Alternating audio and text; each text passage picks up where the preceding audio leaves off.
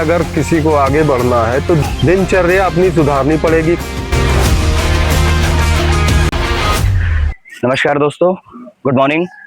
आज बहुत ही खूबसूरत सुबह हुई है, कल रात में हल्की बारिश थी और आज मैं अपना एक पॉडकास्ट का कह लीजिए वीडियो स्टार्ट कर रहा हूँ, सीरीज स्टार्ट कर रहा हूँ। ये पॉडकास्ट थोड़े से डिफरेंट होंगे जिसमें कि हम लोग स्पोर्ट्स को ज़्यादा प्रेफरेंस देते हुए स्पोर्ट्स की चीज़ों को आपके सामने लेके आएंगे। और एक चीज़ आपको कहना चाहूँगा, आज की डेट में स्पोर्ट्स की जो इम्पोर्टेंस है वो एक अलग लेवल पे है। आप किसी से भी स्पोर्ट्स से जुड़े रहें, जुड़ा रहना बहुत ज़रूरी है और स्पोर्ट्स के बहुत सारे बेनिफिट हैं। जैसे once a soldier will always be a soldier कहा गया है, वैसे ही once a sportsman will always be a sportsman. ये बहुत ही सही लाइंस लागू होती बहुत सी बड़ी पर्सनैलिटीज़ पे। तो उनके लिए मैं आज जिस पर्सनैलिटी से आपका इंट्रोडक्शन कराने वाला हूँ, वो ऐसी बड़ी पर्सनैलिटी हैं जिन्होंने अपने लाइफ का पूरा टाइम उन्होंने स्पोर्ट्स को डेडिकेट करा है। उनका नाम है धर्मेंद्र चौरसिया। सर हमारे कोच हैं और सर के बारे में बताना चाहूँगा कि सर ने मोर देन 35 ईयर्स इस स्पोर्ट्स में दी और स्पोर्ट्स में भी मुआई थाई, जीत कुनेडो, किक बॉक्सिंग, जितने भी मार्शल आर्ट्स है सर ने सबको दिए हुए। सर को आज भी अगर मैं गलत नहीं हूँ सर तो आप 55 प्लस है और सर आज भी वही डेडिकेशन है सर की। वही सर का सुबह मॉर्निंग में जहाँ लोग सोते रहते हैं 6 बजे तक, 7 बजे तक, 8 बजे तक, आज की जो युवा जनरेशन है या और जो सर की एज कैटेगरी में, सर आज भी सुबह सर की मॉर्निंग सुबह 3 बजे होती है और 3 बजे के बाद में सर मॉर्निंग में 4 बजे इस ग्राउंड पे आ जाते हैं और he has been training quite a long. और मैं आपको बताना चाहूँगा सर की ट्रेनिंग लेते हुए मुझे अप्रॉक्स 12 से 13 साल हो चुके हैं और मैंने भी इंटरनेशनल मैचेस खेले हैं। I am international player, gold medalist in Muay Thai और now a coach as well. I have done black grading under sir guidance. तो बाकी की चीज़ें मैं सर को पूछना चाहूँगा। सर आप अपने बारे में कुछ बेसिक चीज़ें बताना चाहें तो। बाकी कुछ चीज़ बता ही चुके हो। मेरा सफ़र 40 साल हो गया इस फील्ड में। 40 साल में पहले हम जीत कुनेडो करते थे और जीत कुनेडो 1995 में मैंने पहली नेशनल चैंपियनशिप करवाई थी लखनऊ में सर 35 PAC महानगर में सर। और कम से कम 10-12 चैंपियनशिप जीत कुनेडो की करवाया। फिर उसके बाद कुछ कारण से फिर बैक होना पड़ा मुझे सर।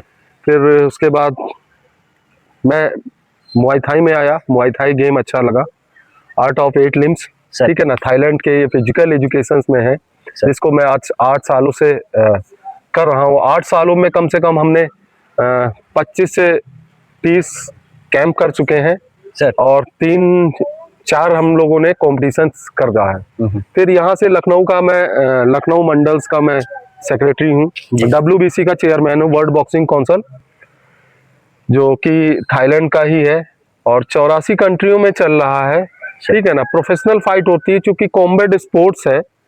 कॉम्बैट स्पोर्ट्स मतलब कि लड़ने वाला स्पोर्ट्स है, ठीक है। तो यहाँ से हमने नेशनल से लेके इंटरनेशनल प्लेयर निकाले हैं हमने और थाईलैंड से वर्ल्ड चैंपियनशिप है, हमारे यहाँ के बच्चे गए हैं जो कि मेडल्स भी लगाए हैं जी।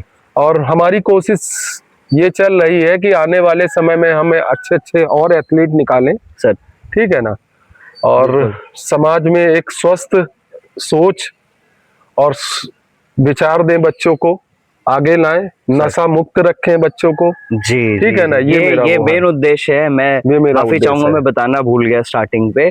जो सर का मेन उद्देश्य वो यही है कि बच्चों को बुरी संगत से दूर करे और उसी के साथ साथ में जो नशे में बच्चे लिप्त हो रहे हैं, जो स्कूल में आप लोग देख रहे हैं, उन चीज़ों से बच्चों को दूर रखे। यही मेन उद्देश्य है जो सर अपना टाइम डिवोट करते हैं। साथ जो मेन इम्पॉर्टेंट चीज़ है, हम लोग सेल्फ डिफेंस के ऊपर भी फोकस करते हैं। जैसा कि टाइम काफ़ी बदलाव हो गया, चेंज हो गया, आप देख रहे हैं कि वुमेन सिक्योरिटी एक बहुत बड़ा रीज़न रहा है, तो हम लोग वुमेन सिक्योरिटी के ऊपर भी ध्यान रखते हैं। और उसी के साथ साथ जो स्कूल्स में बच्चे जैसे ह्यूमन ट्रैफिकिंग हो रही है, किडनैपिंग हो रही है, इन चीज़ों के ऊपर भी ध्यान रख के we are focusing to train दो स्टूडेंट्स कि if they are coming in such scenario तो वो कैसे अपने आप को बचा सकते हैं, कैसे अपने आप को प्रोटेक्ट कर सकते हैं। लखनऊ को बहुत सारे स्कूल्स हैं जहाँ पर सर ने, हम लोगों ने मिलकर बहुत सारी ट्रेनिंग कराई है। मैं सर से एक चीज़ पूछना चाहूँगा सर, जैसे मैंने तो पिछले 10-15 साल में फ़ाइट का सिनारियो देखा है। अभी तो मेडिकल सर्विसेज और काफ़ी चीज़ें इम्प्रूव हो चुकी है, एडवांस हो चुके हैं। सेंसर बेस्ड सिस्टम आ गया जिसमें कि आप किसी को पंच मारते, हिट मारते तो सेंसिंग बेस पे काउंट होता है। सर आप बताना चाहेंगे जब आज से 25 साल पहले या 30 साल पहले आप लोग जब फाइट्स में जाते थे तो उस टाइम का सिनेरियो क्या रहता था?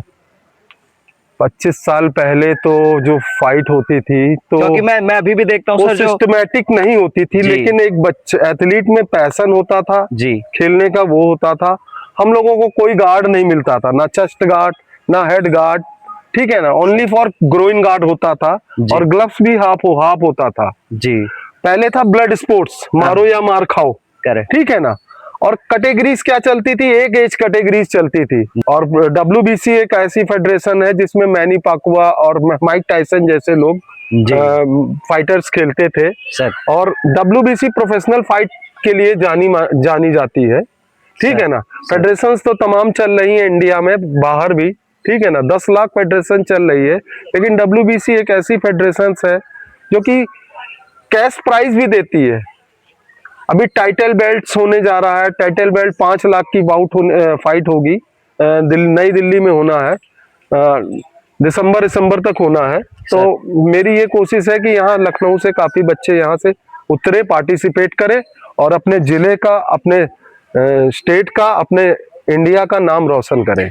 मैं बताना चाहूँगा कि जो भी लोग WBC में खेलने के इच्छुक हों, WBC एक वर्ल्ड काउंसिल है, वर्ल्ड बॉक्सिंग काउंसिल, और उसके मुआई थाई के वो इवेंट्स करा रही है इंडिया में। अभी रिसेंटली स्टार्ट हुआ, लास्ट ईयर हुआ था और अभी ये हो रहा है। तो उसमें जो भी पार्टिसिपेट करना चाहता है वो मैं नीचे डिस्क्रिप्शन दे दूंगा, आप वहाँ पर कांटेक्ट कर सकते हैं। And if you want to get train, आप अकेडमी आ सकते हैं। यहाँ पर नेचुरली ट्रेनिंग कराई जाती है इन द सेम पैटर्न जैसे कि थाईलैंड में ट्रेनिंग कराई जाती है। बेसिक इक्विपमेंट्स जो स्टेमिना और एंड्योरेंस, इन चीज़ों के ऊपर फोकस करते हैं सर, और उसी को लेके यहाँ पर ट्रेनिंग कराई जाती है। और सबसे अच्छी चीज़ ये कि आप नेचर के बीच में ट्रेनिंग करते हैं। जो ये ट्रेनिंग है, यहाँ पे ट्रेनिंग पैटर्न पूरा थाईलैंड के उस पर रखा गया है। जो नेचुरल ट्रेनिंग आपने देखा होगा, if you have been to Thailand या बैंकॉक एरियाज में आप गए होंगे, तो वहाँ पर जो ट्रेनिंग दी जाती है वो नेचुरली दी जाती है। पेड़ पौधों के बीच में बेसिक इक्विपमेंट्स रहते हैं, nothing machinery, nothing equipment based, but tyre based. Combat sports का मतलब ये होता है कि सर्वाइव ट्रेनिंग, सर कि जंगल में बाहर भी है, लड़ना होता है ना हमें, शुद्ध वातावरण होता है, ठीक है ना, और कंसंट्रेशन अच्छा होता है ट्रेनिंग में, ठीक है। तो हम लोगों की ट्रेनिंग यही होती है, यहीं से वर्ल्ड चैंपियनशिप हमने चैंपियन निकाले हैं, हमने अच्छे अच्छे बच्चे निकाले हैं, खेलने गए हैं और मेडल्स भी लाए हैं हम लोगों के लिए। आगे भी हम लोगों की ये कोशिश है कि करते रहें। और हमारे पास इस समय 10-15 कोच हैं, क्योंकि काफ़ी स्कूलों में चल रही है ट्रेनिंग, वहाँ से भी हम एथलीट निकालने की कोशिश कर रहे हैं सर। ठीक है। बच्चा सवेरे 7 बजे निकलता है, 6 बजे निकलता है और 3 बजे आता है। इतना बर्डन हो गया पढ़ाई पे। हम लोग बचपन में खेल लेते थे, वो कर लेते थे, लेकिन अब lifestyle, education, higher education की स्पोर्ट्स हो ही नहीं पाता है। बिल्कुल सही कहा सर, पूरी तरीके से स्पोर्ट्स के लिए तो चाहिए समय भाई, डेडिकेशन चाहिए, ठीक है ना। नहीं होता। आपको क्या वो चीज खींच के लाती है? आप मॉर्निंग में 3 बजे आप उठ जाते हैं और आप जैसा कहते हैं कि मैंने कभी भी मैंने हमेशा उगता हुआ सूरज देखा है जी, मैंने हमेशा उगता हुआ सूरज देखा है जी, ठीक है ना। आपको मोटिवेट करता है कि आप 3 बजे ये हमको एक एनर्जी देता है, ठीक है ना। अभी हम 8 बजे तक सोते रहे तो गैस, ये वो सब दिक्कतें होती रहती हैं, ठीक है ना। अभी खुले माहौल में हम लोग हैं और बच्चों से भी एक हम लोगों को रिचार्ज पावर मिलती है। काफी सारी चीजें आज हमको बताई सर ने, अपना एक्सपीरियंस बताया और सर ने ये बताया कि 3 बजे मॉर्निंग में जो वो उठ जाते हैं, पिछले 30 साल से उठते हुए आ रहे हैं, उसके पीछे मोटिवेशनल फोर्स क्या है। और ये बहुत ही बड़ी चीज़ है कि आज की डेट में आप यूथ के लिए सोच रहे हैं, हेल्थ के लिए सोच रहे हैं, फिटनेस के लिए सोच रहे हैं, और money was never a reason. Sir यहाँ पे आते थे क्योंकि सर ने बहुत सारे स्टूडेंट्स को फ्री ऑफ कॉस्ट ट्रेनिंग कराई है। यहाँ पर मेजर चीज़ है कि आप अपनी हेल्थ के साथ में इम्प्रूवमेंट कर रहे हैं, हेल्थ के साथ में आपकी बॉडी और माइंड दोनों में इम्प्रूवमेंट होता है।